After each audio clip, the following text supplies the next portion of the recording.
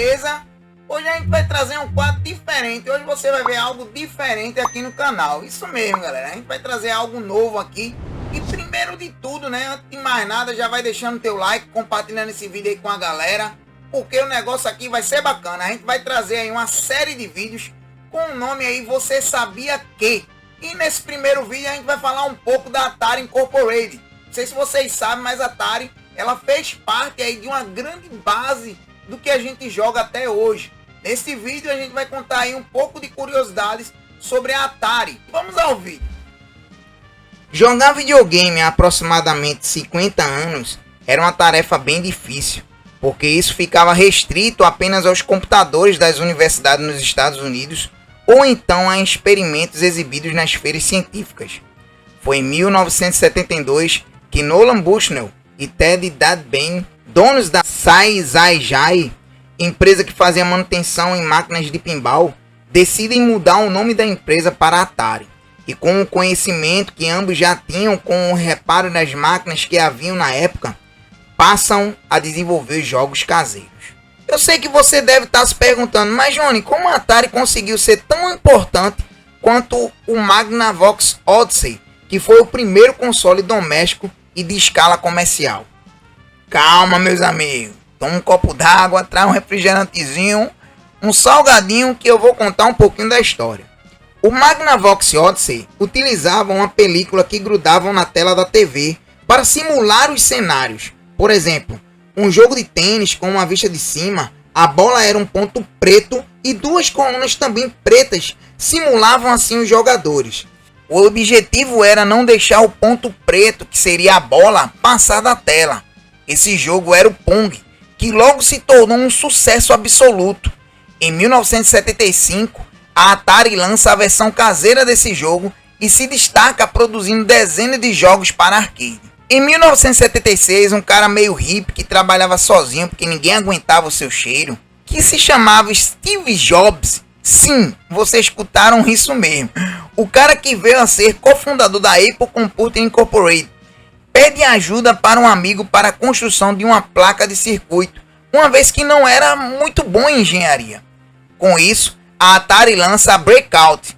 É nesse momento que Nolan Bushnell decide colocar em prática um sonho pessoal, criar um console capaz de rodar todos os jogos lançados pela empresa.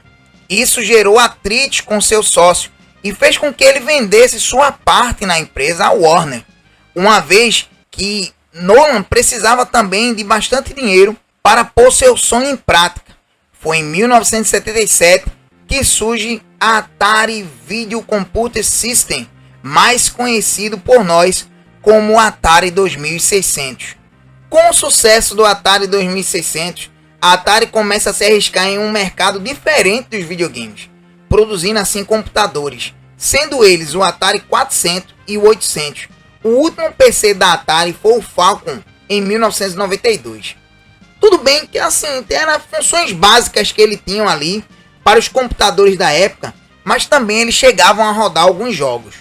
E em 1982, o Atari 2600 teve uma segunda versão, o Atari 5200, trazendo uma evolução nos gráficos, porém não permitia a compatibilidade dos jogos anteriores ao modelo atual. Sem falar que o controle não foi bem aceito pelo público.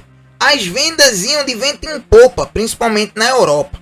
Porém, nenhum console da empresa fez tanto sucesso e vendeu tanto quanto o Atari 2600. Entre 1983 e 1984, as vendas começaram a cair, uma vez que outras empresas entraram com força no mercado, como a Sega e a Nintendo. Numa tentativa de sobrevida, a Atari em 1989 lança um portátil, o Atari Lynx. Durante o seu auge, a Atari já conseguia a casa dos bilhões.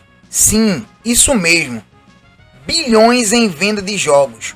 Porém, com o surgimento da terceira geração de 8 bits, o Famicom da Nintendo e o SG-1000 da Sega, que depois a gente pode até comentar sobre os mesmos aqui no canal, a Atari começa a sua queda financeira, seja por problemas causados por ela mesma, seja porque havia muitos consoles acumulados em estoque, com jogos de qualidade duvidosa ou prazos muito insanos para os desenvolvedores. E por falar em jogos de má qualidade, temos o famoso caso do jogo ET, que foi adaptado do filme de Spielberg. O problema é que o jogo deveria sair até o Natal de 1982, mas por conta dos prazos insanos, como eu falei antes, o jogo foi muito criticado pela má qualidade. Só para se ter uma ideia, naquela época, um jogo levava em média 5 meses para sua produção. O prazo para o desenvolvedor era de apenas 37 dias. Isso mesmo, 37 dias, mais ou menos ali 5 semanas para ele deixar o jogo do ET pronto.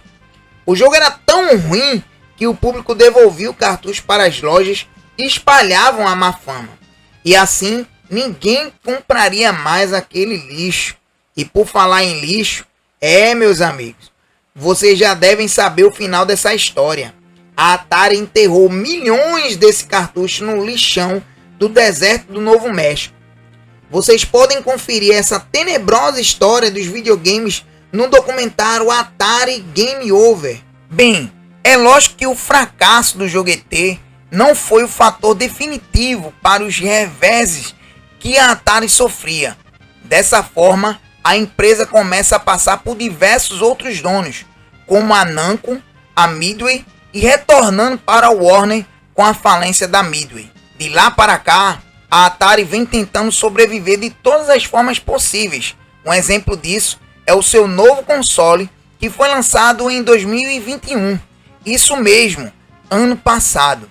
Mas não pense que o Atari VCS é um console comum. Na verdade, sua aparência foi inspirada no Atari 2600 e é um sistema híbrido para ter acesso direto à maioria dos serviços de streaming de jogos, como Google Stadia, Amazon Luna e Xbox Cloud Game, entre outros.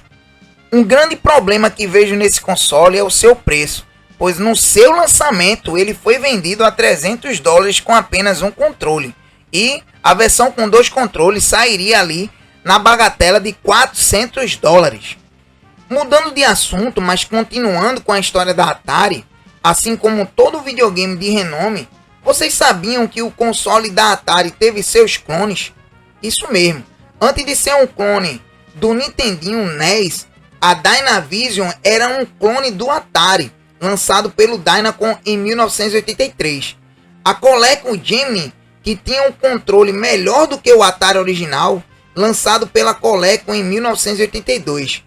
Depois, a Atari processou a Coleco por violação de patente.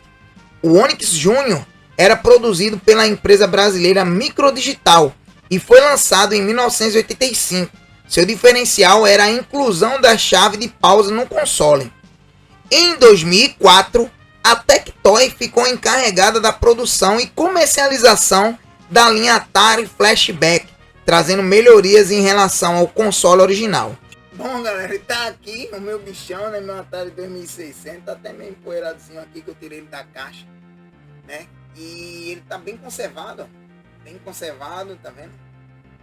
Só tá um pouquinho sujinho que eu tirei ele um pouquinho da caixa, tava jogando aqui um Pac-Man nele, muito da hora. Eu confesso a vocês que eu não gosto do controle do Atari em si, né, eu prefiro jogar ele no controle do Master System, eu acho bem mais da hora. Mas qual a minha história com o console? Né, o Atari, eu conheci ele na época que eu era criança ainda, eu era muito criança naquela época. E eu acabei jogando ele na casa de um amigo meu, do Hugo. Né, na casa do meu amigo Hugo, ele tinha um Atari e a gente jogava diversos jogos lá. Um dos jogos que eu mais curto até hoje é o Pac-Man. E outros jogos, né, como o Esconde-Esconde, foi um dos jogos que eu mais joguei naquela época também, né, Pega-se Esconder, que era a maior resenha na época, a gente ia pra cozinha, que é pra poder a galera ir se escondendo e coisa do tipo. E era muito da hora, velho, o cara ia pra cozinha e o cara ia se escondia e depois ele ia lá procurar, era muito da hora. Fora outros jogos que também eu gostava muito de jogar naquela época, Enduro e outros jogos em si, né, mas é mais ou menos essa a minha história com o console, né? Conheci ele aí através do meu amigo Hugo. Se um dia ele chegar a ver esse vídeo, ele vai lembrar com certeza das tardes de jogatina que teve eu, o Heraldo, meu irmão Vitor, na casa dele jogando um Atari. Bem pessoal, eu sei que muitas informações ficaram de fora desse vídeo, mas tentei colocar as mais relevantes. Vamos ficando por aqui. Espero que vocês tenham gostado dessa nova série que iniciamos aqui no canal. Não esqueçam de se inscrever no canal, deixar o seu like e compartilhar, porque isso ajuda muito o nosso canal e o algoritmo do YouTube entende que esse conteúdo é relevante para você. Comentem também qual o jogo do Atari que vocês mais jogaram e o que acharam desse vídeo. Valeu e até o próximo vídeo. Choose your destiny.